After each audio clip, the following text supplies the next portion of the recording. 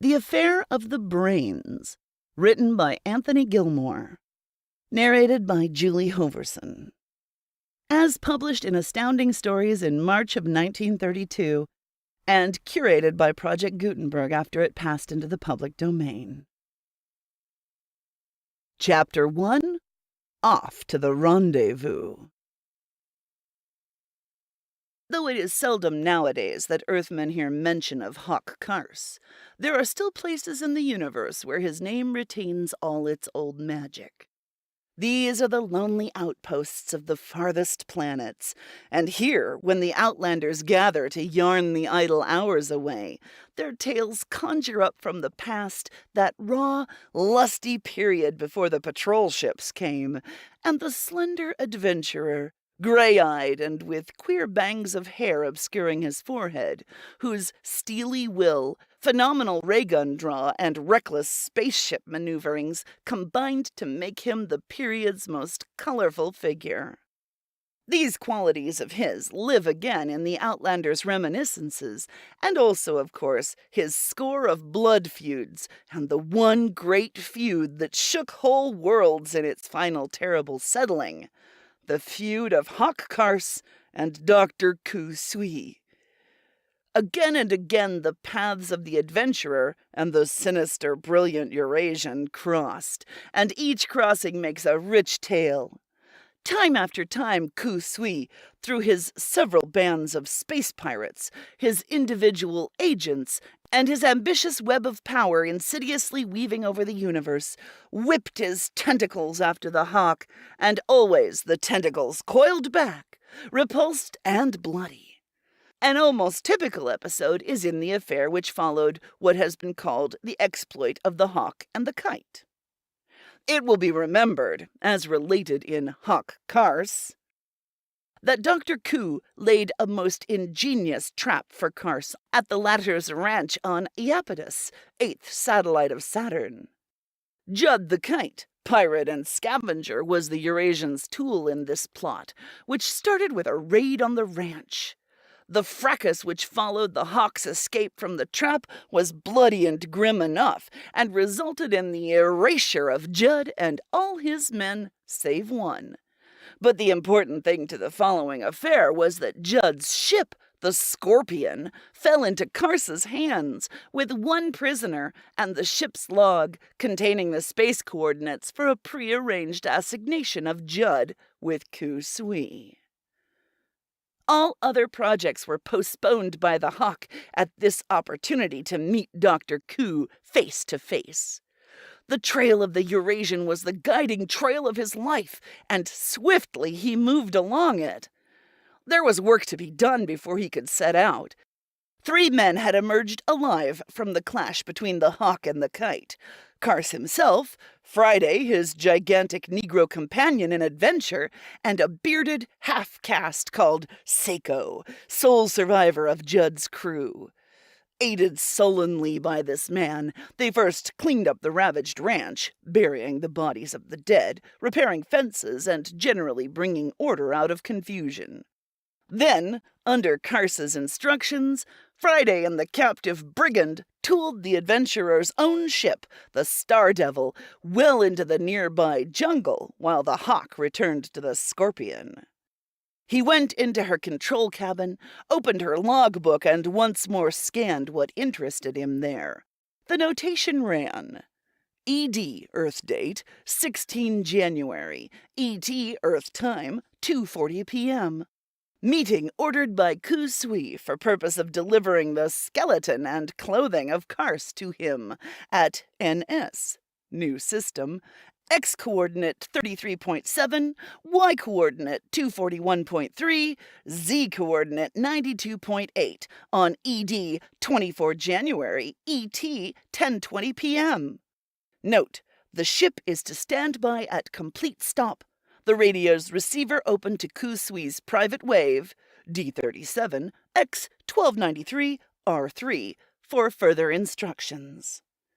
He mulled over it, slowly stroking his flaxen bangs. It was a chance, and a good one. Judd's ship would keep that rendezvous, but it would sheath the talons of the hawk. This time, a trap would be laid for KU SUI. The plan was simple enough on the face of it, but the Eurasian was a master of cunning as well as a master of science, and high peril attended any matching of wits with him. Carse closed the log, his face bleak, his mind made up. A shuffle of feet brought his gaze up to the port-lock entrance. Friday, stripped to shorts, a sweat-glistening ebony giant, stood there. Shaking the drops of steaming perspiration from his face, he reported, "All finished, sir. Got the Star Devil in the jungle where you said to hide her. And now what? You still figuring on keeping that date with Dr. Ku in this ship?" Carse nodded absently. "Then where'll we pick up a crew, sir? Porno? It's the nearest port, I reckon." It's actually porno. I didn't make that up. I'm sorry. Some of these comments will get left in for this one because this one needs it, obviously. "I'm not taking any crew, Eclipse." Friday gaped in surprise at his master, then found words. "No crew, sir. Against KU SUI. We'll be throwing our lives. I've lost enough men in the last 2 days." Carse cut in shortly. "And this meeting with Dr. Ku is a highly personal affair. You and I and Seiko can run the ship. We've got to."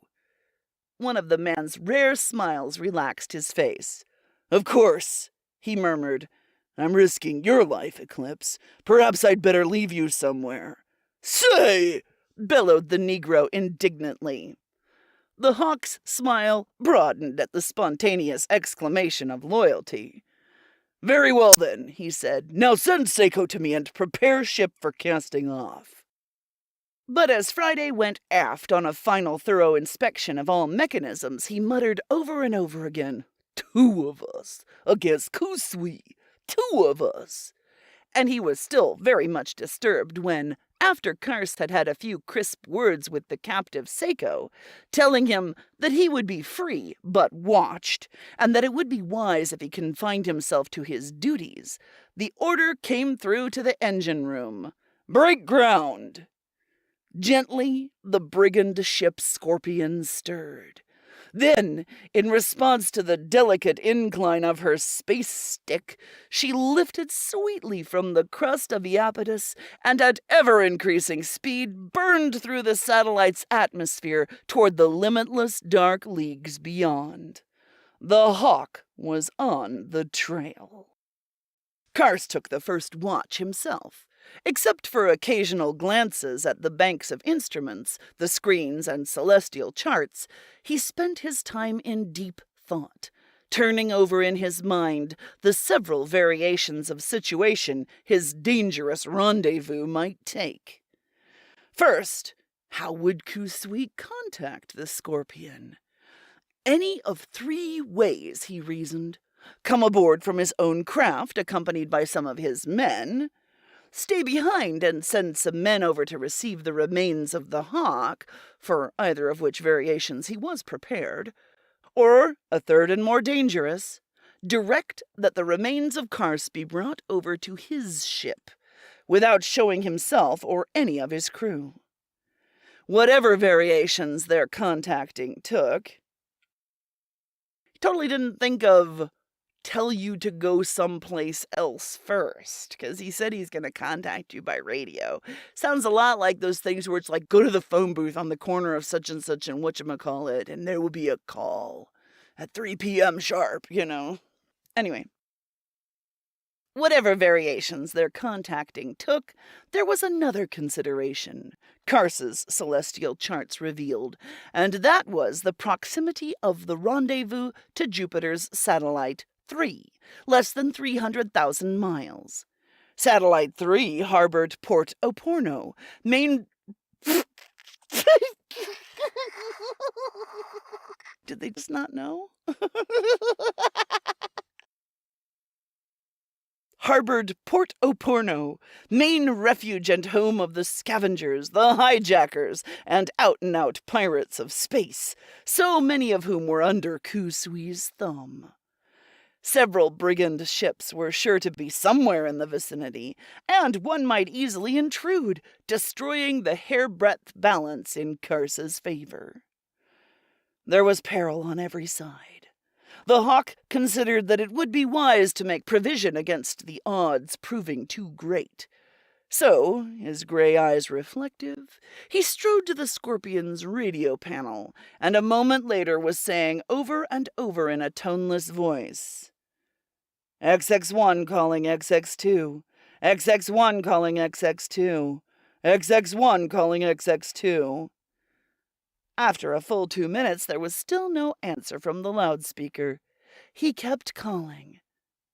XX1 calling XX2, XX1 calling XX2. I'm getting paid by the word. XX1 calling. He broke off as words in English came softly from the loudspeaker. XX2 answering, XX1. Do you hear me? Yes, give me protected connection. Highly important. No outsider overhears. All right, the gentle voice answered. Protected. Go ahead, old man. The Hawk relaxed and his face softened. How are you, Elliot? He asked, almost tenderly. Just fine, Carse, came in the clear, cultured voice of master scientist Elliot Lithgow, probably the greatest scientific mind in the solar system, KU SUI being the only possible exception.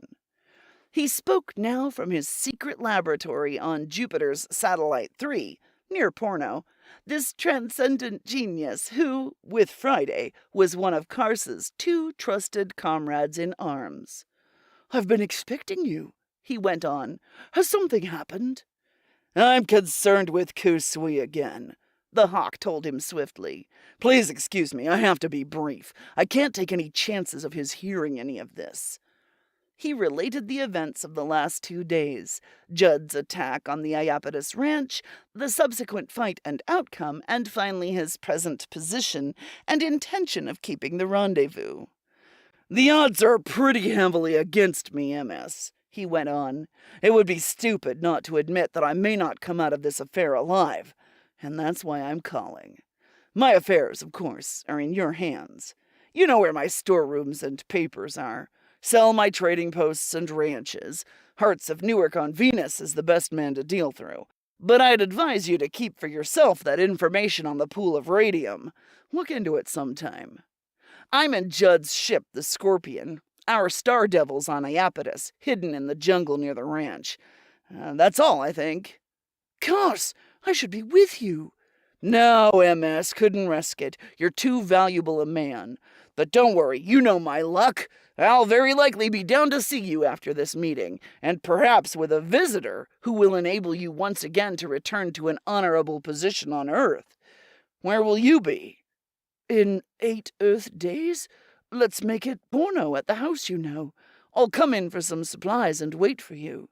Good, the Hawk said shortly. Goodbye, MS. He paused, his hand on the switch. There came a parting wish. Good luck, old fellow. Get him! Get him! The master scientist's voice trembled at the end. Through KU SUI, he had lost honor, position, home, all good things a man on Earth may have. Through KU SUI, he, the gentlest of men, was regarded by Earthlings as a black murderer, and there was a price on his head. HAWK CARSE did not miss the trembling in his voice.